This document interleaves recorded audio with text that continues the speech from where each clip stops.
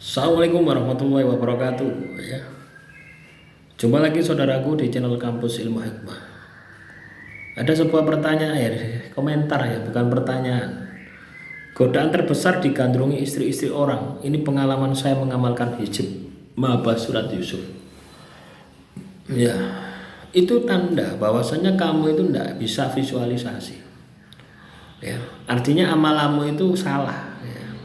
Salah teknisnya. Bukan salah amalannya gitu loh ya. Amalannya itu tidak pernah salah gitu. Bacaannya itu tidak pernah salah ya. Tapi bagaimana kamu membacanya, bagaimana kamu memvisualisasinya, itu yang salah. Ibarat kamu ya, ya, naik motor ya, dengan mata terbuka ya. Kamu naik motor dengan mata terbuka. Artinya kamu akan tahu tujuanmu itu kemana. Dan kamu sudah menentukan tujuanmu kemana. Visualisasi itu logikanya seperti itu. Beda lagi ketika kamu tidak bisa visualisasi. Ya, tidak bisa visualisasi ini juga sama ya, dengan kamu tidak punya target. Ya, sama ya, polanya sama ya. Ada kalanya punya target tapi tidak bisa visualisasi, ya sama saja gitu. Artinya apa? Energimu tidak akan pernah sampai kepada seseorang yang kamu tuju. Apa yang terjadi? Ya, ketika kamu naik motor terus matamu ditutup, ya pasti tidak akan sampai kepada tujuan. Ya, bisa ke kanan, ke kiri, ke utara, ke selatan, atau bisa kamu terjatuh. Nah, jadi logikanya seperti itu. Makanya ketika mengamalkan sebuah amalan penghasilan itu harus ada target. Ya. Supaya apa? Supaya energinya itu tidak menyebar. Harus ada target dan kamu harus bisa mengarahkan energimu kepada target. Nah, jadi kuncinya ada di situ. Soal amalan itu adalah energi yang akan kamu kirim. Ibarat itu adalah bahan bakar untuk kamu ketemu dengan target. Lah bahan bakar ini cukup enggak gitu loh ya. Misalnya targetmu ada di Jakarta, kamu ada di Surabaya, butuh berapa bahan bakar dari Surabaya ke Jakarta untuk bisa sampai. Nah, itu sama halnya dengan seberapa banyak kamu berzikir, seberapa banyak kamu puasa, ya, dan seberapa cepat itu tergantung. Sama juga tadi, seberapa banyak. Semakin banyak energimu, maka akan semakin cepat reaksinya. Ini pakai logika sederhana itu seperti itu. Nah, kamu berpikirnya tidak seperti itu. Kamu berpikirnya hasilnya gitu loh ya. Saya sudah mengamalkan amalan pengasihan 4 hari, 1 minggu, 1 bulan. Kenapa kok belum berhasil? Ya itu tadi, kamu tidak bisa visualisasi, energimu kurang. Bukan salah amalannya ya. Samanya dengan komentar itu. Komentar ini siapa itu ya? Bentar ya, tak baca ya. Komentar saudara Yan Sebatian ya, Mahabas Surat Yusuf disukai istri orang. Lah kamu tervisualisasi di sana. Satu itu, bisa jadi kamu tidak punya target, bisa jadi kamu tidak bisa visualisasi, sehingga tervisualisasi dengan cerita Nabi Yusuf bahwasanya istri pembesar itu tergila-gila pada Nabi Yusuf, akhirnya mensugesti dirimu. Lah itu yang terjadi. Bukannya kamu arahkan ya visualisasimu kepada target, tapi kamu berhayal seperti layaknya Nabi Yusuf disukai ya suami orang. Itu salah.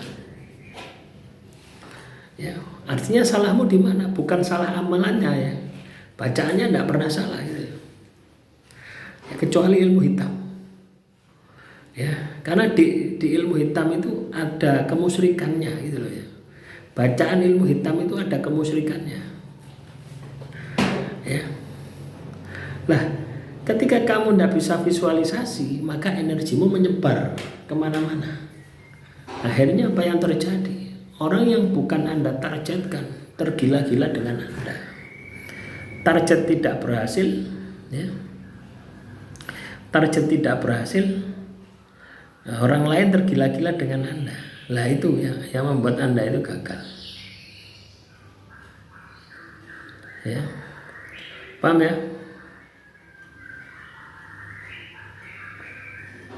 Nah, ini sama saja dengan ini ya. Ini komentar lagi ya.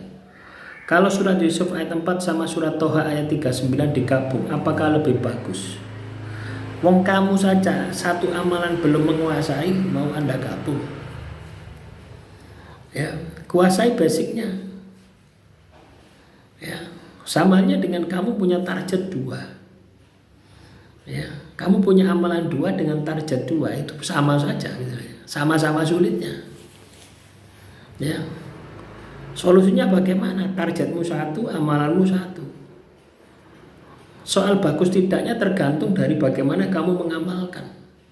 Lah kamu 1 amalan saja belum pernah berhasil, mau kamu tambah dengan amalan kedua. Akhirnya apa? Kamu tidak bisa fokus.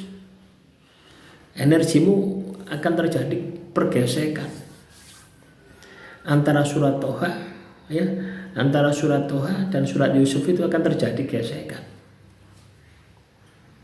Beda lagi ketika kamu sudah pernah berhasil dan kamu sudah tahu pola dari amalan yang kamu amalkan, terus kamu mau gabung, artinya kamu tahu risiko kedepannya akan terjadi gesekan ini, kamu tahu, dan kamu punya strategi untuk mengatasinya, mengantisipasinya.